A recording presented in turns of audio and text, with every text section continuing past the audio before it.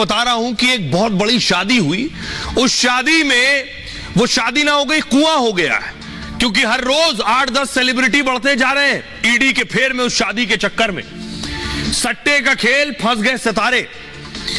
ये जो 200 करोड़ की शादी हुई, मैंने आपको दिखाया दुबई में जो शादी हुई थी, जिसमें बॉलीवुड के बड़े बड़े सितारे पहुंचे थे। हर रोज 2-4 नाम बढ़ रहे हैं। आज तो 34 की लिस्ट हो गई है। 34 सेलिब्रिटी पहुंचे थे इस शादी में। अगली तस्वीर दिखाइए। नया नाम आ गया श्रद्धा कपूर का, बॉलीवुड एक्ट्रेस श्रद्धा कपूर भी क्या इस शादी में गई थी? क्या ईडी के रडार पर आ गई हैं? अगली तस्वीर दिखाइए। एक दो नहीं, दर्जनों एक्ट्रेस, मलाइका अरोड़ा है इसमें शामिल, सारा अली खान है, नरगिस फाकरी है, ये सारी एक्ट्रेसेस का नाम आ रहा है। अगली तस्वीर दिखाइए। ये कुछ और एक्ट्रेस, हुमा कुरैशी है, सनी है, हिना खान है और नुसरत है, इनका भी नाम इस शादी में। अगली तस्वीर दिखाइए। रणबीर कपूर और कपिल शर्मा का भी नाम है। रणबीर को तो ईडी ने बुलाया है, उन्होंने मोहलत मांगी है कि जल्द ही हाजिर होंगे। लेकिन इस पूरे बुलावे में किसी ने शादी में बुलाया, किसी की शादी में जाना खराब नहीं, लेकिन एक्टर्स जिसकी शादी में जाते हैं अमूमन बिना पैसे नहीं जाते हैं। अब सवाल यह है कि इन एक्टर्स को पैसा दिया कैसे गया, यानी मोड ऑफ पेमेंट क्या था, पैसा देने का तरीका क्या था, क्या हवाला के जरिए पैसा आया? इसीलिए फंसे हैं बहुत से एक्टर। जरा रिपोर्ट देखिए।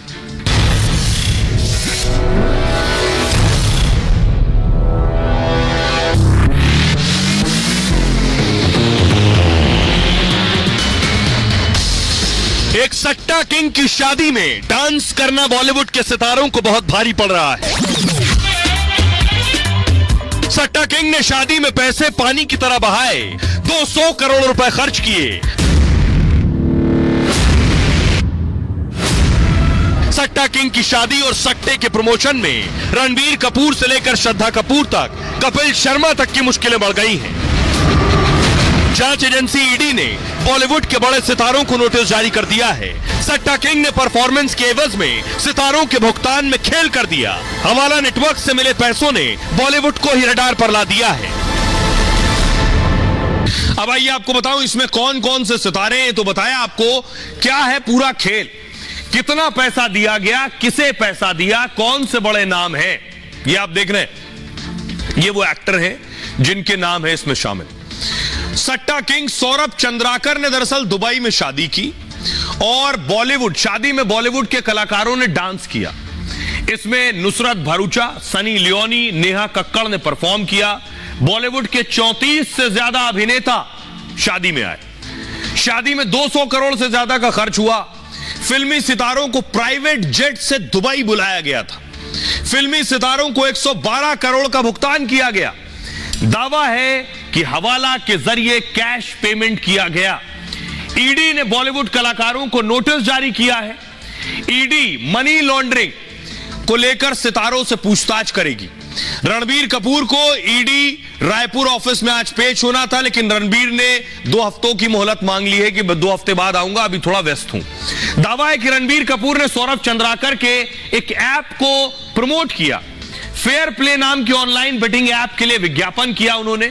इस विज्ञापन को लेकर रणबीर कपूर को भुगतान किया गया। ईडी इसी भुगतान को लेकर सवाल जवाब करेगी। इसमें श्रद्धा कपूर, हिना खान, हुमा कुरैशी ने भी फेयर प्ले को प्रमोट किया। ईडी ने इन सितारों को भी पूछताछ के लिए समन जारी किया है और हुमा कुरैशी और हिना खान ने भी ईडी से 2 हफ्ते का वक्त मांगा है। कॉमेडियन कपिल शर्मा को भी ईडी ने नोटिस जारी किया है। दावा है कि 2022 में दुबई में एक पार्टी में कपिल शर्मा भी शामिल हुए थे। महादेव ऐप की सफलता को लेकर पार्टी रखी गई। दावा है जांच एजेंसी को पार्टी का वीडियो मिल गया है। पार्टी के लिए कपिल शर्मा को पैसा कैसे दिया गया, यानी अब सवाल यही है कि पैसा कैसे दिया गया। सौरभ चंद्राकर को कपिल शर्मा जानते कैसे हैं? ईडी इसको लेकर सवाल जवाब करेगी और कपिल शर्मा ने भी ईडी से 2 हफ्ते का वक्त मांगा है। यानी जैसे ही बुलावा गया उसके फौरन बाद बड़ी बात है कि जब जांच एजेंसी बुला रही है तो ये कलाकार भी परेशान हो गए होंगे। एकाएक जाकर शामिल हो, उससे पहले वक्त मांग लिया, थोड़ा संभल लें, तैयारी कर लें, क्या जवाब देना है, या हो सकता है व्यस्तता हो। लेकिन अब आपको बताऊं इसमें कौन वो शख्स है, किसकी शादी है जो कलाकारों के लिए बवाल साबित हो रही है। यह है सौरभ चंद्राकर की शादी की तस्वीरें। शादी में नेहा कक्कड़ से लेकर बॉलीवुड की एक्ट्रेस तक पहुंची थी, जिन्होंने डांस किया था, परफॉर्म किया था। इस तरह की बड़ी बड़ी शादियां जो होती हैं जिसमें 100 करोड़ 200 करोड़ खर्च किया जाता है, उसमें एक्ट्रेस को बुलाया जाता है, पानी की तरह पैसा बहाया जाता है, इनके परफॉर्मेंस पर भी पैसा दिया जाता है। लेकिन आप जानते हैं कि जिसकी शादी थी वो करता क्या था?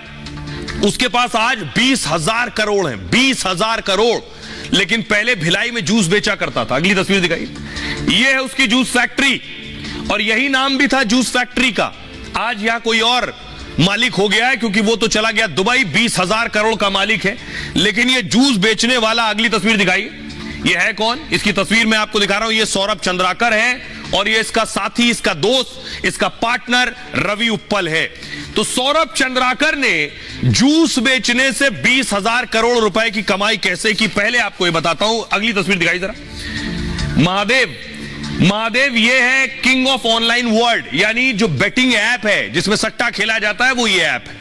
अब जूस बेचने वाला कैसे 20,000 करोड़ का मालिक हो गया, ये आपको बताऊंगा। उसके बाद आगे बताऊंगा कमाई का तरीका क्या है, कैसे इनके पास इतना पैसा आ गया। ये देख रहे हैं, ये इसकी जूस फैक्ट्री है, ले चलेंगे वहां से भी, जूस फैक्ट्री से भी रिपोर्ट आपको दिखाएंगे। हमारे सहयोगी इस जूस फैक्ट्री तक पहुंचे जहां ये 20,000 करोड़ का मालिक जूस बेचा करता था। महादेव ऑनलाइन सट्टा ऐप की शुरुआत सौरभ चंद्राकर ने की। 2019 में सौरभ ने रवि उप्पल, जिसकी तस्वीर दिखाई, उसके साथ सट्टे से शुरुआत की। सौरभ चंद्राकर पहले रायपुर में जूस की दुकान चलाता था, ये जो आप देख रहे हैं। धीरे धीरे छत्तीसगढ़ के कई शहरों में जूस की दुकान खोल ली। सौरभ चंद्राकर की शुरू से सट्टा खेलने की खुद की आदत थी, अब दुनिया को फंसाया है इसी सट्टा में। कोरोना के दौरान सौरभ ने ऑनलाइन सट्टा खेलना शुरू किया। इसी बीच इसकी मुलाकात साथी रवि उप्पल से हो गई। कोरोना काल में दोनों ने ऑनलाइन सट्टा ऐप लॉन्च कर दिया। इसे लगा लोग घर में हैं, बाहर निकल नहीं पा रहे हैं, लॉकडाउन है, तो सबको सट्टा खिलाओ। नौकरी भी चली गई है बहुत से लोगों की। ऑनलाइन सट्टे का नाम रखा महादेव ऐप। सबसे पहले छत्तीसगढ़ के शहरों में इसको फैलाया इसने। अकेले छत्तीसगढ़ में इसके 30 सेंटर है। ज्यादा कमाई के लिए दोनों ने फिर दुबई ठिकाना बनाया, क्योंकि यहां एजेंसियां भी तलाश कर रही थी। महादेव ऐप का हेडक्वार्टर अब दुबई में। यहीं से कई देशों में इसने ऑनलाइन ऐप के नेटवर्क को कंट्रोल किया। भारत के अलावा नेपाल, बांग्लादेश समेत कई देशों में फैलाया इसको। 4 साल में इस ऐप के 50 लाख से ज्यादा लोग जुड़ गए। सोचिए, 50 लाख से ज्यादा लोग जुड़े हैं। सब कितना कितना पैसा देते हैं जो इसने 20,000 करोड़ बना लिए। सट्टे से सौरभ चंद्राकर ने 20,000 करोड़ रुपए कमा लिए। जांच के दौरान ईडी भी कमाई देखकर हैरान रह गई। ऐप से जुड़े बैंक खातों में एक साल में 5,000 करोड़ का लेन देन है। सारा पैसा हवाला के जरिए भेजा गया। अनुमान है कि महादेव ऐप ने से एक दिन में 200 करोड़ रुपए कमाता है। एक दिन की कमाई 200 करोड़। और कहां? पहले जूस बेचता था जूस फैक्ट्री में। पिछले साल करीब 10 लाख लोगों ने महादेव ऐप पर सट्टा लगाया। यह है इसका कमाई। अब आपको लिए चलते हैं सीधे भिलाई, जहां यह जूस बेचा करता था। हमारे सहयोगी, हमारे रिपोर्टर मृदुल शर्मा भिलाई पहुंचे, इसके जूस फैक्ट्री तक पहुंचे जहां ये जूस की दुकान चलाता था। देखिए, एक जूस बनाने वाला करोड़ों की संपत्ति बना लेता है और उसकी शादी में फिल्मी सितारे आते हैं और 200 करोड़ रुपए वो कैश में खर्च कर देता है। मैं इस समय भिलाई में मौजूद हूं और हम जहां पर खड़े हुए हैं इसके ठीक पीछे जो जूस कॉर्नर आपको दिखाई दे रहा है, ठीक वैसा ही जूस कॉर्नर एक वक्त में हुआ करता था महादेव बेटिंग ऐप वाले सौरभ चंद्राकर का।